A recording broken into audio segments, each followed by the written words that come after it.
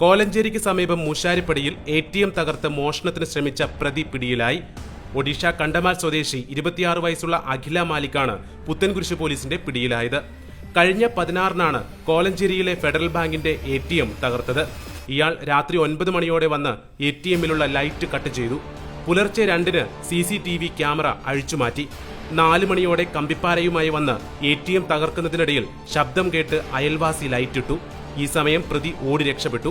തുടർന്ന് നടന്ന ശാസ്ത്രീയ അന്വേഷണത്തിലാണ് അഖില മാലിക് പിടിയിലാകുന്നത്. മൂശാരിപ്പടിയിലുള്ള മുളകുപൊടി കമ്പനിയിലാണ് ഇയാൾക്ക് ജോലി.